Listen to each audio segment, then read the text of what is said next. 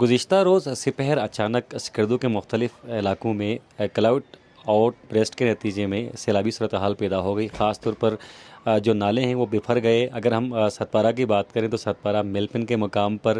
آسمانی بجلی کے گرنے کے باعث نالے میں طغیانی پیدا ہو گئی اور اطراف میں جو نشیبی علاقے ہیں وہ زیر آب بھی آ گئے اور سڑکیں پوری طرح سے تباہ ہو گئیں۔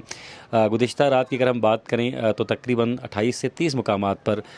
دیوسائی سکردو روڈ خراب ہو چکا تھا، جسے بحال کیا گیا اور پاک فوج کی جو امدادی ٹیمیں ہیں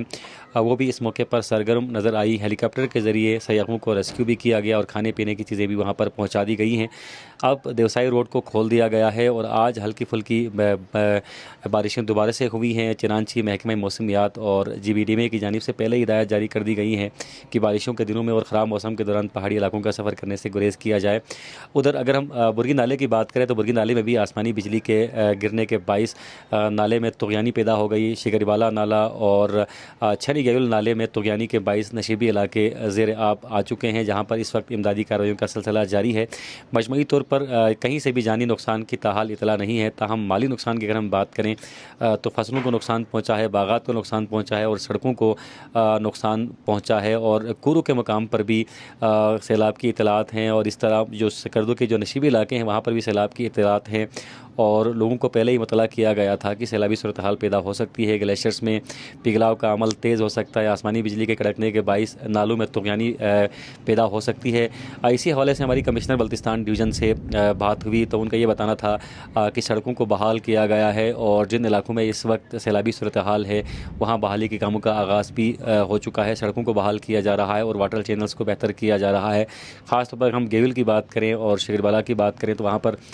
لوگوں کو پینے کے پانی کے حصول میں شدید پریشانی کا سامنا کرنا پڑ رہا ہے، اور ساتھ ساتھ اگر ہم الیکٹرسٹی کی بات کریں تو بجلی کی فراہمی بھی جزوی طور پر معطل ہے، جسے بحال کرنے کے لیے اقدامات کیے جا رہے ہیں۔ تاہم شاہراہ بلتستان کے حوالے سے آپ کو بتاتے چلیں کہ شاہراہ بلتستان کے تاحال بند ہونے کی اطلاعات نہیں ہیں، چونکہ کل سکردو میں ایک مختلف طرح کا موسم دیکھا گیا۔ سکردو کے کچھ علاقوں میں موسم صاف تھا اور بارشیں بالکل نہیں ہوئی، جبکہ کچھ علاقوں میں خصوصی طور پر تواتر کے ساتھ کافی شدت کے ساتھ بارشیں ہوئیں، ژالہ باری ہوئی، اور اس کے نتیجے میں 5 سے 10 منٹ ہونے والی بارشوں اور ژالہ باری نے تقریباً مختلف علاقوں کو تباہ و برباد کر دیا، اور جو کھیت ہیں وہ ملیامیٹ ہو چکے، باغات ملیامیٹ ہو چکے، اور مقامی افراد سے ہماری بات ہوئی تو ان کا یہ کہنا تھا کہ ان کا لاکھوں کا نقصان ہو چکا ہے، کھڑی فصلیں ان کے کھیتوں میں تھی اور ساتھ جو باغات تھے مختلف پھلدار درختوں کے وہ تباہ ہو چکے ہیں، تاہم جانی نقصان کی اطلاع کہیں سے نہیں ہے۔ اسی حوالے سے ڈپٹی کمشنر سکردو نے